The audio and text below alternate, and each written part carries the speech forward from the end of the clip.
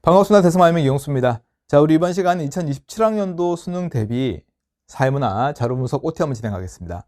뭐 자료 분석이라고도 이야기를 하기도 하고 또는 도표라고도 이야기를 하기도 합니다. 자, 2027학년도 사회문화도 절대 쉽진 않을 것 같아요.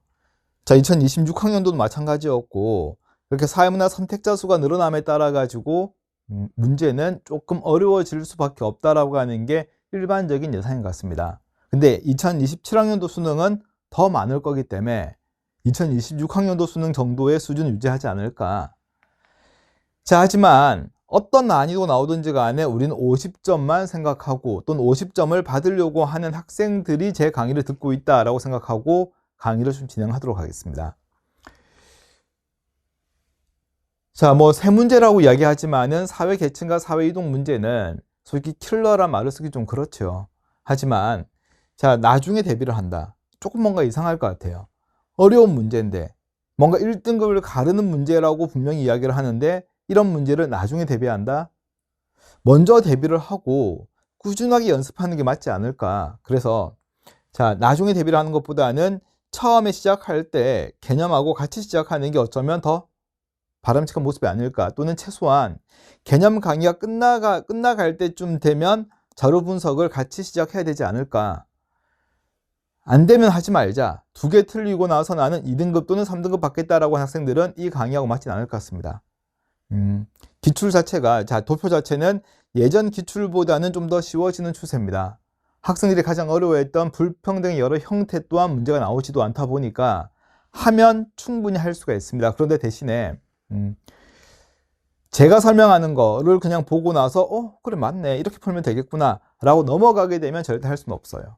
여러분들이 직접 같이 해야 됩니다. 함께 해야지만 할 수 있는 단원이구나 생각을 해주셔야 될 것 같아요. 자, 저는 자료 분석 강의를 할 때 첫 번째는 원리라고 이야기하는 것들을 이야기하는데요. 이 원리가 특별하게 아주 뭐 거창은 아니고 5가지 어떤 기본적인 원리들을 이야기 좀 합니다. 뭐 비율이라든가 변화율 또는 가중평균 이런 것들에 대한 이야기를 하게 될 건데 이런 내용들을 알아야지만 문제가 나왔을 때 정보를 어떻게 활용할 것인지 또는 선지 판단을 어떻게 빠르게 할 것인지에 대한 내용을 확인할 수가 있거든요. 자, 그리고 유형에 대한 정리를 좀 하게 될 건데 이 유형에 대한 정리는 올해 싹 다 좀 갈아엎었습니다. 정말 수능에 맞게끔 정말 마지막 수능 사회문화 마지막이지만 자, 작년도 재작년도를 바탕으로 해서 정말 수능에 최적화된 유형을 정리를 하기 위한 유형 정리를 좀 하게 될 것 같습니다.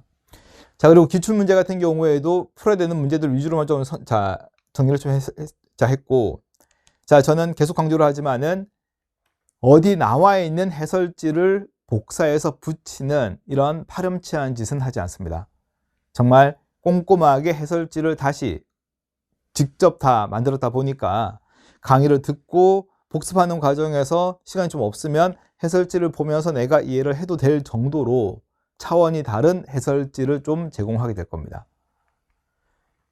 자, 교재 구성은 원리편, 유형. 그치? 원리는 5가지 원리가 있을 거고 유형은 인구, 사회보장제도, 사회계층 그리고 출제는 많이 되지 않지만은 그래도 혹시나 모르는 거니까 사회 불평등과 여러 형태 이렇게 될 겁니다. 자, 일단 유형, 원리에 대한 연습을 자 32가지를 정리를 하게 될 건데요. 이게 뭐 32가지가 1번부터 이름이 있는 게 아니고 뭐 같은 어떤 유형에 대한 다양한 정리도 좀 하게 될 거고 자, 뭐 부담을 갖지 않고 정리를 할 수 있는 문제가 될 겁니다. 그리고 자, 기출 문제는 9문제가 될 겁니다. 자, 세부 유형 연습은 12개 그리고 기출 46문제로 좀 이루어져 있습니다. 자, 보다시피 기본적 원리는 이런 식으로 우리가 확인할 수 있게끔 내용이 정리가 되어 있지만은 이걸 국어처럼 암기를 하고 하는 건 아니에요. 어떻게 되는 것인지 설명을 하게 될 거고 자, 이런 문제가 어떤 형식으로 출제가 되는지에 대한 내용을 좀 더 중점적으로 할 거다 보니까 이거 뭐 국어처럼 국어처럼 이해를 하거나 또는 암기 과목처럼 뭔가 내가 정리를 하거나 별표 치고 그런 내용들을 그렇게는 정리를 하진 않을 겁니다.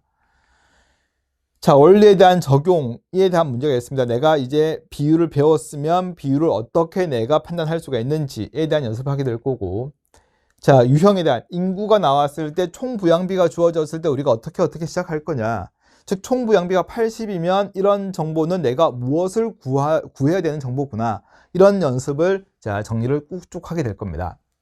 자, 기출문제가 이렇게 좀 나와 있을 거고, 자, 해설지는 보다시피 문제에 대한 접근부터 선택지에 대한 분석까지 꼼꼼하게 이런 식으로 다 정리가 되게 될 건데, 더 중요한 건 선택지보다는 문제에 대한 접근이 더 중요하게 될 거고요. 자, 그리고 항상 제가 추구하는 바는 계산을 많이 하는 것은 절대 추구하지 않습니다. 확인을 할 수 있는 능력을 기르게끔 뭐 해설지라든가 또는 강의에서 진행을 하도록 할 겁니다. 자료 분석에 대한 본질적인 접근을 좀 하게 될 겁니다. 단순하게 계산 빠르게 하거나 특정한 문제에서만 풀 수 있는 그런 단순한 요령이 아니고요. 어떤 문제가 나오든지 간에 내가 정확하게 시작하게 될 거고, 정확한 판단, 좀 더 빠른 판단을 할 수 있는 능력을 기르게끔 강의를 진행하게 될 겁니다. 자, 당장 몇 문제를 풀 수 있는 게 중요한 게 아닌 것 같아요. 수능 당일에 어떤 문제가 나온다고 하더라도 겁먹지 않고 남들보다 좀 더 빠르고 정확하게 답을 찾을 수 있는 능력을 길러주는 강의를 진행하도록 하겠습니다.